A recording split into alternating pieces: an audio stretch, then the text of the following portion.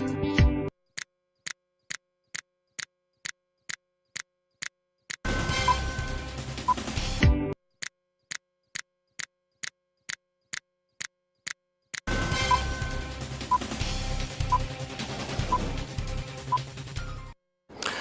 soir, vous dites qu'il fera beau, car le ciel est rouge. Et le matin, il y aura de l'orage aujourd'hui, car le ciel est rouge sombre. Vous savez discerner l'aspect du ciel, et vous ne savez discerner les signes du temps. Ces paroles sont de Jésus-Christ face aux pharisiens et aux sadducéens, contenues dans le livre de Matthieu, chapitre 16, le premier verset jusqu'au verset 3.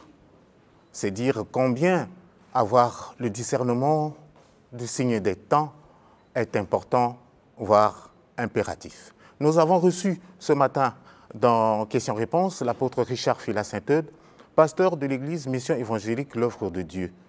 Avec lui, nous allons échanger sur le thème « L'intelligence des temps ». Vous pouvez participer à l'émission en appelant au 06 706 32 32.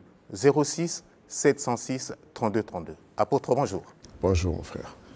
Bienvenue dans notre émission. Merci, c'est toujours un plaisir. Alors, apôtre, dimanche dernier, vous avez dit que nous vivons les temps de la fin.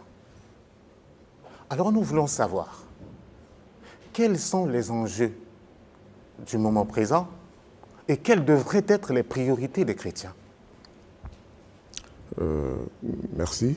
Déjà, étant donné que nous sommes en cette fin des temps, l'urgence pour l'Église, pour les hommes de Dieu, serait ce que Jésus a dit, sinon Paul a renchéri en d'autres termes, racheter le temps car les jours sont mauvais.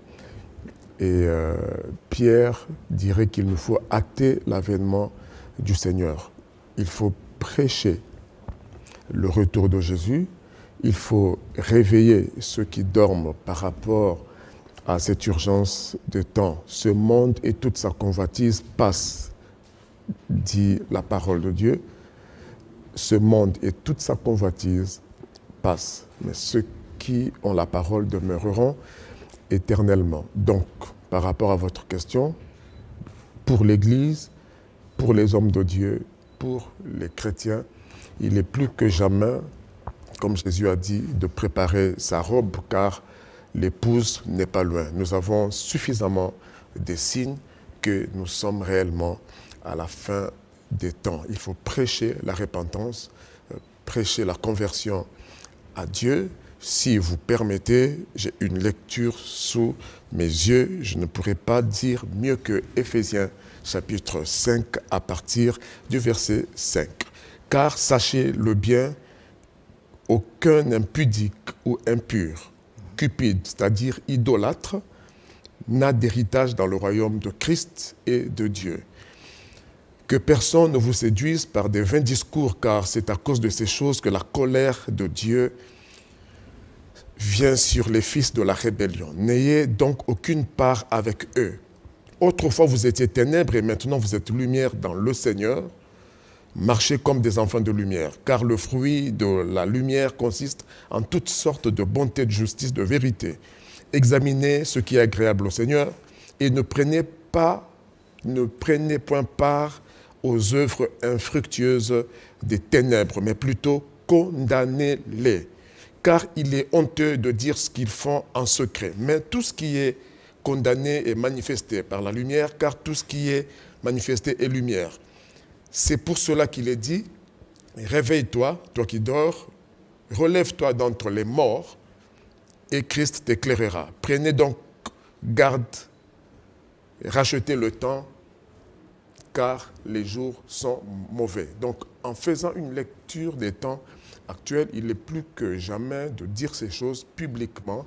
Et parmi ces œuvres, vous trouverez dans Galates 5, 16, etc., il y a non seulement l'impudicité, les mondanités qui sont d'ordre moral, il y a aussi des péchés et de dérapage d'ordre spirituel. Donc l'idolâtrie, l'occultisme, le satanisme, les sacrifices humains, la sorcellerie, la magie. La Bible est claire là-dessus. Donc, par rapport à votre question, un chrétien, je m'adresse d'abord ici à ceux qui se croient, qui se veulent ou qui se savent chrétiens. Dieu est contre ces choses, que ce soit la nécromancie, comme nous sortons des Toussaint et autres, je ne peux pas ne pas en parler au nom de la vérité. Il faut faire très attention. Nous avons, si conventionnellement on a choisi un jour pour honorer nos morts, honorer n'est pas adorer, honorer n'est pas rendre culte. Nous avons toute l'année pour aller nettoyer les cimetières, par exemple, et tout ça. Mais il faut réfléchir 2 fois sur cette date. Ce n'est pas innocent. Mais on ne doit pas aller parler aux morts parce que la Bible interdit cela. Maintenant, les gens sont libres. Je m'adresse d'abord aux chrétiens.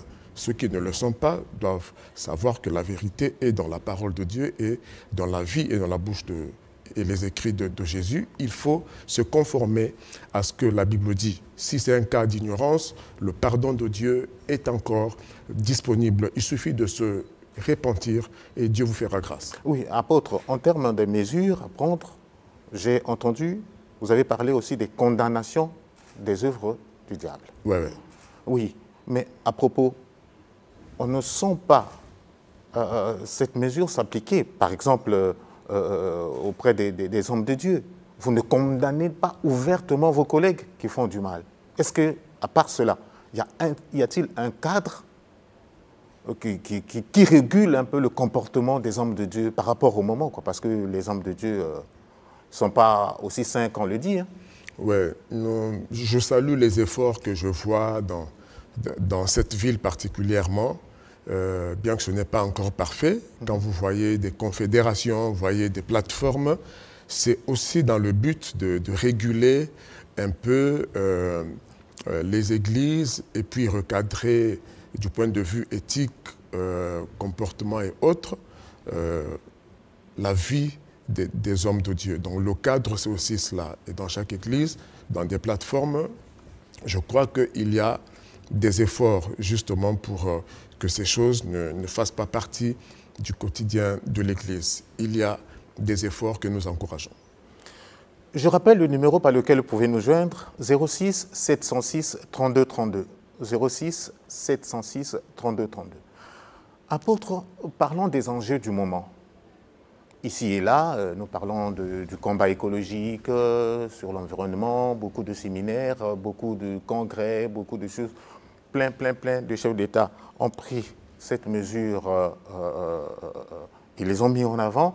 Mais pour les chrétiens, par exemple, parce que dimanche dernier, vous avez dit, je cite, « Ne vivez pas comme un terrestre, parce que la vie terrestre, il y a l'éternité après la vie terrestre. » C'est bien cela, si je ne me trompe. Ne vivez pas comme un terrestre, parce qu'il y a la vie éternelle après la vie terrestre. Oui, en effet, disons d'abord que la spiritualité ne nous déshumanise pas. Nous ne sommes pas moins humains parce que nous sommes des hommes spirituels. Nous avons des responsabilités sociales, sociétales, familiales, même politiques, professionnelles. À tous les niveaux, nous devons faire face à nos responsabilités. Au commencement, Dieu a établi l'homme en lui faisant des recommandations, cultiver et garder le jardin, ça veut dire l'environnement, ça veut dire tout ce qui est écologique, tout ce qui est nature. Donc, l'un des premiers commandements que Dieu a donné à l'homme, c'était de préserver la nature. Donc, nous saluons tous les efforts qui touchent la protection de l'environnement, l'entretien de la biodiversité et autres. Peut-être c'était ça, les mesures du moment. Au tout début, c'est vrai, prenez soin du jardin, c'est les mesures. Mais au moment de la fin, nous sommes aussi ici, maintenant, là, nous vivons les derniers temps. Nous ne sommes pas moins comptables, nous ne sommes pas moins responsables de tout ce qui se passe. Parce que, comme j'aime répéter, on est aussi citoyen. Pourquoi prendre soin de quelque chose qui passera bientôt, là? Non. Permettez... ça dépend de la place qu'on veut donner à ce qui passera. Excusez, parce qu'il y a une question de nos chers fans, nos chers téléspectateurs, qui a posé la question de savoir où passerons-nous l'éternité? Serait-ce sur Terre ou quelque part ailleurs? Non. pas sur terre, parce que le ciel présent et la terre présente passeront. La Bible est claire là-dessus. Nous passerons l'éternité au-delà du temps, justement au-delà de cette terre, et pas sous le ciel visible. L'éternité est j'ai envie de dire, est un autre temps que celui que Dieu a imparti à l'humanité et à cette terre ou à ce cosmos. L'éternité, c'est le temps de Dieu. Donc nous y venons et nous y retournons, si seulement nous nous repentons et nous marchons selon Christ.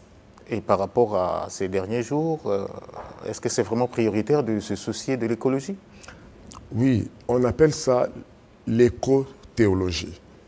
Écothéologie, c'est la pensée de Dieu, c'est la doctrine biblique de la nature ou du monde. Ça inclut la pensée de Dieu, les instructions de Dieu par rapport à la nature, la manière dont Dieu veut que la nature qu'il a créée soit traitée. Donc, cela vaut bien la peine que l'Église particulièrement s'y intéresse. Nous avons des projets d'ordre écologique et des formations dans l'agroforesterie, dans plein de choses, parce que nous sommes aussi citoyens. Voilà. D'accord, apôtre, je reprends toujours ce que nous avons dit le dimanche dernier. Vous disiez qu'il faut avoir la bonne lecture du temps, des circonstances, et savoir discerner les acteurs d'accomplissement du plan de Dieu. Alors, comment arriver à discerner les vraies valeurs qui vont donner la capacité à avoir la bonne attitude au bon moment? Je parle là partant dans le cadre familial. Quelle attitude adopter par rapport au temps? Quelle est l'influence du temps par rapport à notre famille? Et comment est-ce qu'il faut vivre? Parce que la plupart des chrétiens, il faut le dire, ont souvent des soucis avec la famille. Dès qu'ils embrassent le Seigneur, c'est des fois des contradictions avec les membres de la famille, on bouscule les codes établis, on bouscule la parenté, des choses comme ça. Alors, comment adapter les valeurs chrétiennes du moment à sa famille? Oui, votre question est complexe et comporte plusieurs aspects. En matière d'intelligence des temps, il faut considérer qu'il y a une intelligence spirituelle. Savoir qu'il y a le temps spirituel, il y a le temps naturel. D'un côté, et de l'autre, il y a plusieurs domaines d'application de cette intelligence de temps, de cette lecture de temps. Il y a le côté social, familial, relationnel. La lecture de temps s'impose à nous. Et c'est une question de responsabilité familiale. Pour circonscrire cela dans le temps actuel de la fin, la Bible, dans 2 Timothée 3:1, parle des comportements d'ordre moral dans ces derniers temps. Okay? Ça touche la famille, ça touche la société. Nous avons des repères bibliques. La Bible, c'est aussi un contrat social, un code moral. Il y a des normes autant juridiques, sociales, morales. En tant que contrat social, Dieu a établi des normes sociales pour son peuple, les citoyens de son royaume qui vivent ici sur terre. Par rapport à la famille, vous allez trouver dans Éphésiens, dans Colossiens, comment nous devrons obéir à nos parents à cause du Seigneur. Comment on doit obéir à nos maîtres, donc à nos directeurs dans les entreprises, au niveau professionnel, à cause du Seigneur. Quand vous lisez plus bas, vous allez voir que parce qu'il revient bientôt, il est plus que jamais le temps de briller en tant que modèle dans la famille, dans la société, ne pas faire partie du système du monde, dans la fraude, par exemple. Okay? Ne plus se battre dans la famille à cause de l'argent, de l'héritage, des parcelles à hériter et autres. Un chrétien ne peut plus se battre pour ces choses, il s'en remet à Dieu, il connaît ses droits, mais il use de sagesse. Donc, je peux multiplier des exemples. La Bible étant aussi un code moral, un contrat social, un enfant de Dieu, à cause de ce temps de la fin. Le monde passe, les maisons, les richesses, l'héritage dont nous sommes l'objet, toutes ces choses vont passer. Je lisais il y a quelque temps un Corinthiens 7, Paul dit que celui qui possède soit comme ne possédant pas. Celui qui se marie soit comme ne l'étant pas. Celui qui jouit de ce monde, donc il est béni, il est prospère, soit comme ne l'étant pas à cause des temps difficiles, à cause de ces temps de la fin. Ça ne veut pas dire que celui qui est marié néglige sa femme, celui qui a des parents les néglige à cause du temps de la fin, mais c'est une question de priorité. Il faut se dessaisir moralement, se détacher moralement de tout ce qui est matériel, de tout ce qui est terrestre, mais on garde un minimum de responsabilité. Parce que celui qui n'a pas le Seigneur, celui qui n'a pas la crainte de Dieu, qui ne comprend pas que toutes ces choses sont éphémères, sont en train de passer, ils sont capables de se faire du mal, de s'entretuer dans la famille, de se diviser à cause de l'argent, de se vanter outre mesure parce qu'il s'est marié, parce qu'il a acheté des maisons. C'est de la vanité et c'est de l'immaturité. À cause du temps de la fin, justement, chaque chrétien devrait tout faire pour être un bon modèle, briller et prêcher par l'exemple, par le témoignage, pour que plus d'une personne soit sauvée et se réveille par rapport au sommeil spirituel. Comme j'ai dit, il faut faire une lecture spirituelle des temps. Le temps spirituel, comme la nuit, est un temps, est une période dans le Dirum. La nuit naturelle, c'est une période, c'est un temps. Mais il y a la nuit spirituelle où les gens dorment spirituellement, dans l'inconscience. Quand vous êtes inconscient que ce monde passe, que le salaire du péché, c'est la mort, que le jugement va tomber sur les impies, sur les inconvertis. Quand vous ignorez ces choses, vous êtes dans un sommeil. Quand vous ne savez pas que Dieu jugera ce monde bientôt, vous êtes ignorant, c'est un sommeil. L'ignorance, l'obscurantisme, le péché, comme vous lirez dans ce même passage que j'ai lu tout à l'heure, ceux qui pêchent, pêchent la nuit. Donc la nuit, en tant qu'une période spirituelle, c'est le temps de l'inconscience. On peut dire aussi de l'ignorance. De l'ignorance. L'ignorance est un sommeil spirituel ou moral, même intellectuel. Ne pas connaître, c'est dormir. Mais quand on connaît, on se réveille, les yeux s'ouvrent, on peut dire « Ah oui, je vois ». Donc quand on voit, donc les yeux s'ouvrent, on sort d'un état d'inconscience, de non-savoir. Et la parole de Dieu, l'évangile, est un vecteur, est un facteur de réveil. Lorsque vous écoutez ce que nous enseignons, vous prenez conscience, vous vous réveillez. Vous avez oublié, même l'oubli est un sommeil. Vous avez oublié, donc vous somnolez, vous tombez dans un sommeil. Vous ne savez pas que le Seigneur revient bientôt. Vous ne savez pas, vous avez oublié votre appel, votre premier amour. Certains qui m'écoutent sont dans le sommeil parce que Dieu les avait appelés depuis longtemps à le servir. Vous avez été déçus par des gens, vous avez connu des épreuves, mais vous êtes tombé dans une distraction, dans un sommeil.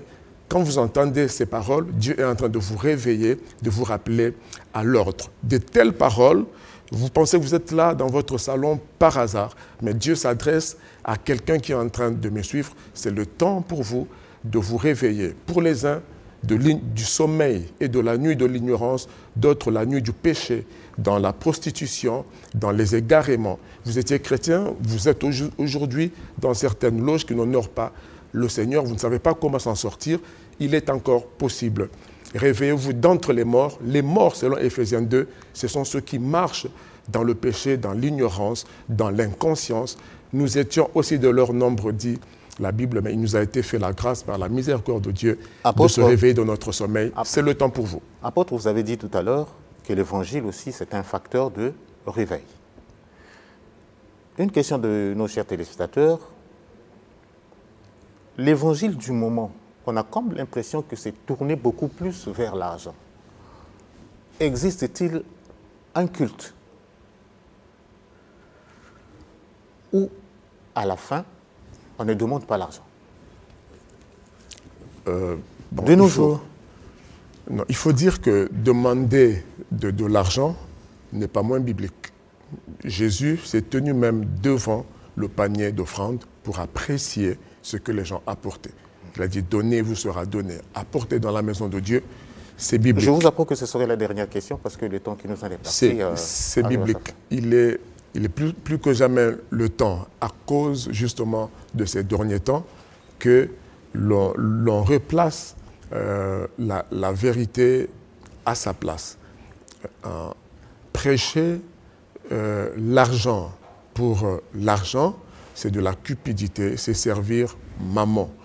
Mais un culte est aussi culte quand tous les éléments cultuels sont en place. Les offrandes, les actions de grâce en font partie. Mais lorsque elles occupent la première place, plus que la parole, plus que la transformation des vies des gens, ça devient aussi de l'idolâtrie. Nous condamnons la cupidité. Nous faisons nos efforts pour ne pas faire de l'argent notre Dieu, mais Dieu soit notre argent. Merci beaucoup, apôtre, de vous être dérangé et venir et répondre à notre invitation. Chers amis téléspectateurs, si vous avez quelques préoccupations en plus, l'apôtre va donner son numéro de téléphone et tout de suite, nous allons poursuivre notre émission. Apôtre, votre numéro de téléphone. 06 903 51 14, 06 903 51 14. Que Dieu vous bénisse.